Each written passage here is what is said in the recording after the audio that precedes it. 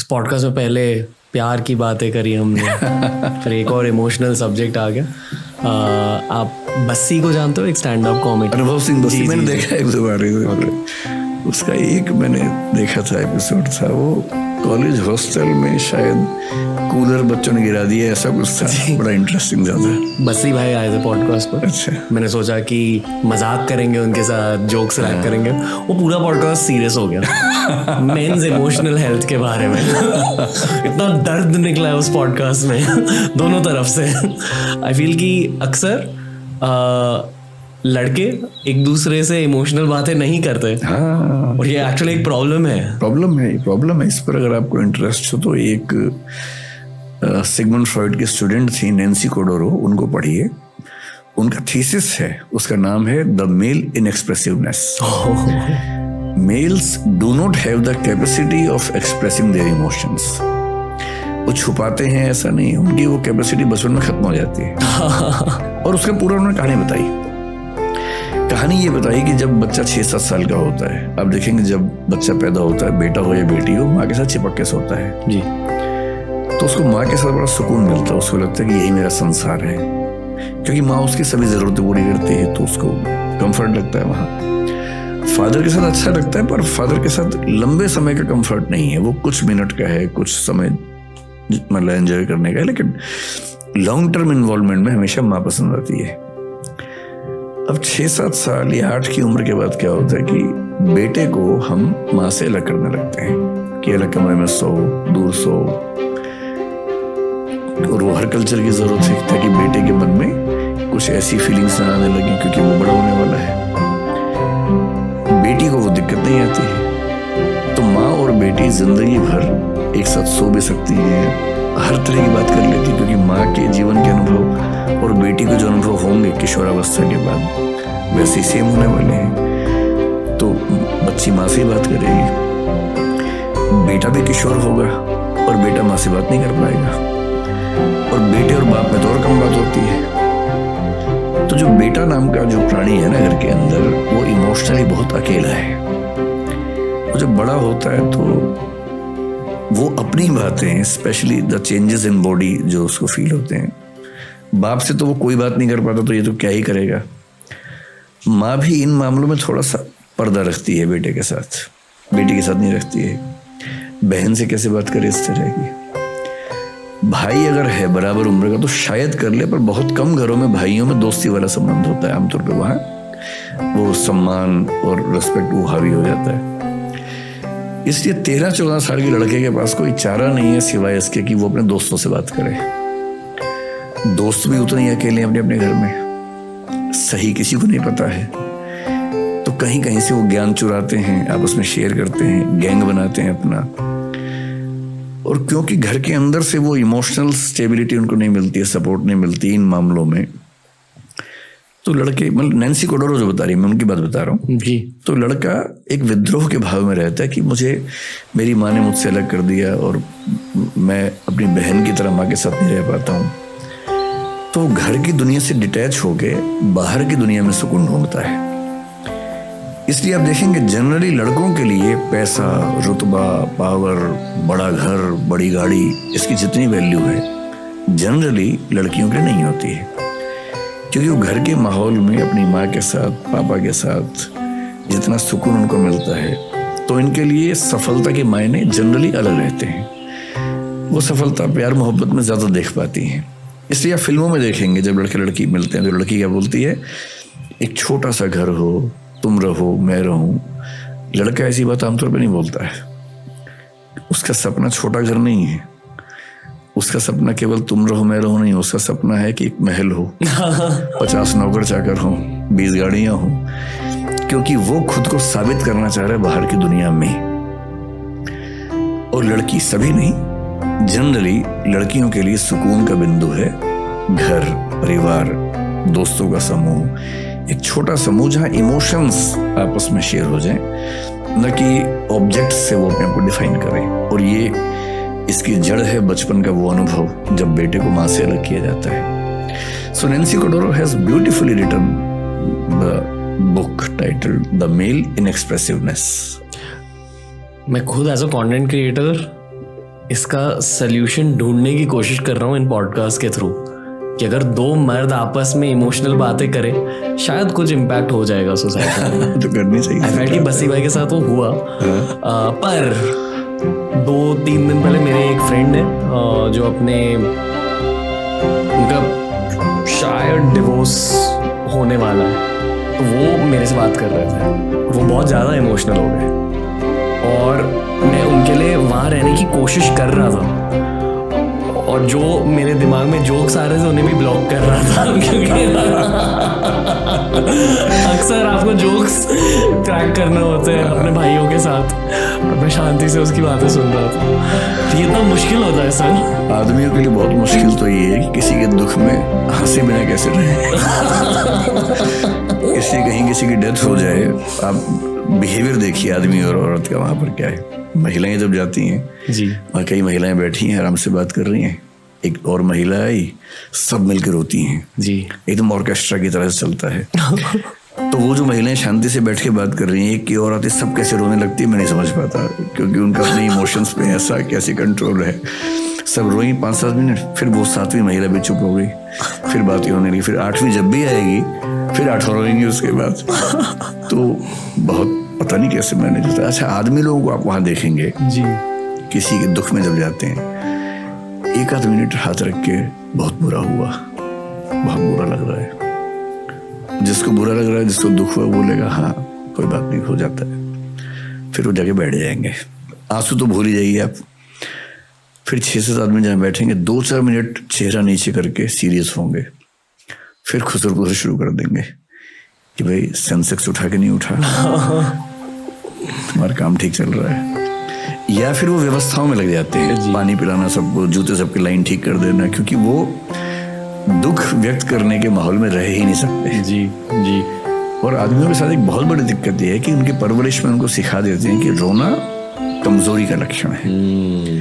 अगर तुम्हारी आंख से आंसू निकलता है तुम लड़की हो, लड़का नहीं हो। तो लड़की होना लड़कों के लिए बहुत ही डिमीनिंग सी बात मान ली गई है, जबकि ये महिलाओं की ताकत है कि वो रो सकती है। उनकी दवाई भी है, दवाई है जो हमारे पास स्ट्रेस हुआ, रो लिए, बात खत्म हो गई जी। एक तो हमारा वैसे ही परवरिश का जो स्ट्रक्चर है गलत है, ऊपर से ये जो वैल्यू सिस्टम है कि रोए तो लड़की हो। अब लड़कों की दुनिया में कोई दुखी है, रोना चाहे, सब मजाक बना देते हैं उसका, जबकि सबको साथ देना चाहिए। मिलके ना भी रोएं, कम से कम साथ तो दें, गले तो लगा लें। पर रोना एक ऐसी बेहूदी बन गई है लड़कों की दुनिया में, तो फिर इलाज कहाँ से होगा? स्ट्रेस इकट्ठा होता जा रहा है, रो आप पा नहीं रहे, तो बहुत क्राइसिस है। लड़कों की दुनिया में क्राइसिस कम नहीं है, बहुत क्राइसिस है। सोल्यूशन है इसका? सॉल्यूशन ये कि एक ऐसी कल्चर जिसमें रोना अच्छी बात मानी जाए।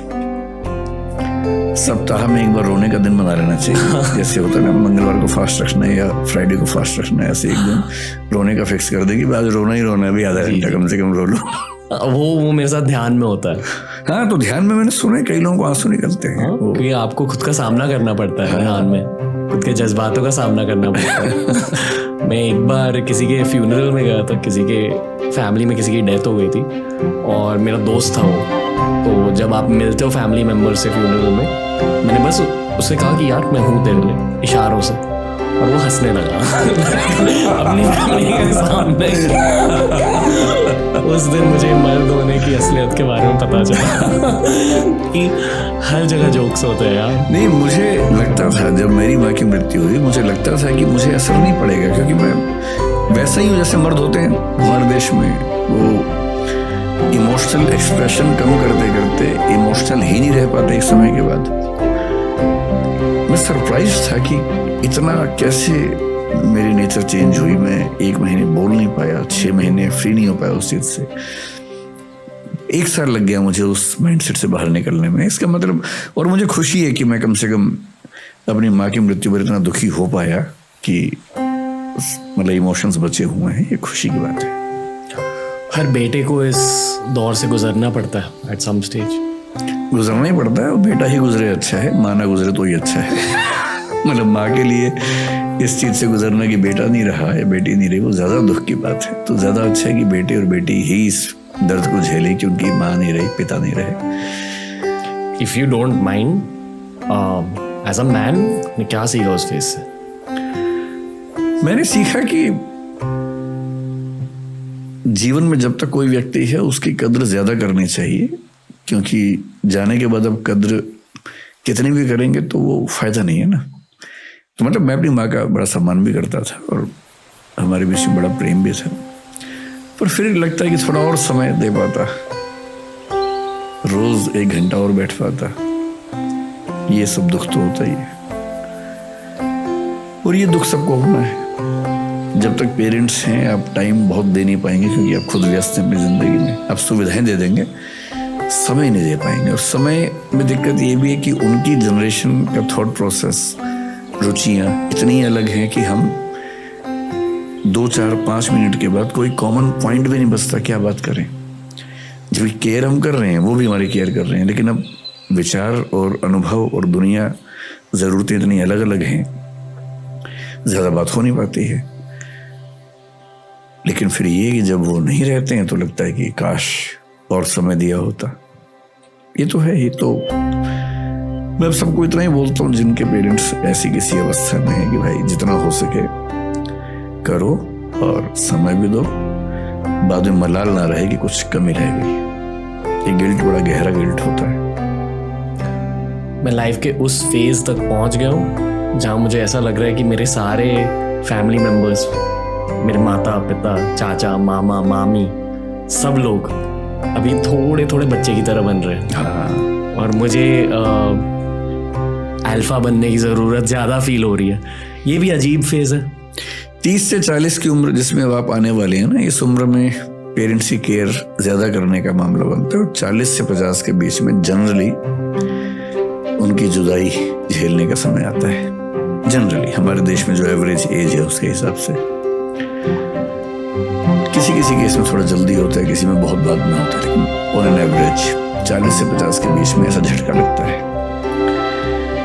सो yes, you have to be more attentive towards them. और क्या होता है इस उम्र में आके ना, उन्होंने जो अचीव करना था मोर और लेस कर लिया होता है, वो रिटायर्ड लाइफ के आसपास पहुंच चुके होते हैं। उनकी रिक्वायरमेंट ये बहुत ज़्यादा नहीं है कि फाइनेंशियली कोई सपोर्ट करे, मतलब मिडिल क्लास में, क्योंकि वो जनरली इतना उनके पास होता है कि वो अपना काम चला लेते हैं। वो बहुत बड़ा इशू नहीं होता कई घरों में। उन्हें उनकी उम्र के कुछ दोस्त मिल सके, ऐसा माहौल आप बना सके, और उनके साथ दिन में 10 मिनट, आधा घंटा कम से कम बैठ के बात कर लें। हो सके तो इमोशनल बातचीत, जो पहले की जनरेशन्स में आसान नहीं होता था। अब जो नई जनरेशन्स हैं, पेरेंट्स के साथ इमोशनल बातचीत ज़्यादा कर पा रहे हैं। तो अब नई जनरेशन्स में इमोशंस का गैप कम हुआ है, एक्सप्रेसिव ज़्यादा हैं बच्चे। और मैं देखता हूँ कि पेरेंट्स आजकल बच्चों के दोस्त पहले की तुलना में ज़्यादा बन पा रहे हैं, विच इज़ गुड। लेकिन फ्रेंडली कितना ही बन लें, फ्रेंड तो नहीं बन पाएंगे, क्योंकि वो बच्चे नहीं बनाना चाहेंगे ना, फ्रेंड तो क्यों बनाएंगे। और फ्रेंडली भी अगर हो पा रहे हैं तो ज़्यादा अच्छा है। कि मुझे लगता है आज से 30 साल बाद, जब मैं 30 तो शायद बच्चे भी नहीं, मेरे 20-25 बच्चे होंगे। आप ये सच में मानते हो? मुझे बचपन में किसी ने कहा कि तुम्हारी उम्र 77 ईयर्स की है। अब मुझे नहीं पता उस बात में कितना वजन है, पर मैं 50 का होने वाला हूं। तो मेरे मन में बैठ गया है कि मैं 77 की एज में मरूंगा। बैठ गया है, हो सकता है एकदम गलत हो, कल का भी क्या भरोसा है। इसको ब्लिक कहते हैं फिलोसफी में। ब्लिक, ब्लिक का मतलब है कोई ऐसी चीज जिसका कोई कॉग्निटिव एविडेंशियल बेस नहीं है, पर एक बात बैठ गई है मन में, and which you treat as a fact and you decide about something on that basis. तो मैं ये मान के चलता हूँ कि मेरी एज 77 तक रहने वाली है, तो मैं प्लानिंग उसी हिसाब से करता हूँ कि इतने साल बचे हुए हैं। हो सकता है मैं करीब मर जाऊँ, क्या भरोसा हो, तो कोई भरोसा नहीं है। लेकिन हाँ, मतलब मेरा अनुमान है कि वैसे भी तो भारत की एवरेज एज उतनी ही है, तो मैं क्यों मानूं कि उससे ज़्यादा मिलेगा। सो ब्लिक इज, जैसे वही मुझे ब्लिक है कि 77 तक करीब रहना है, 25-27 साल अभी है, तो उसी हिसाब से फिर मैं अपनी ज़िंदगी के बाकी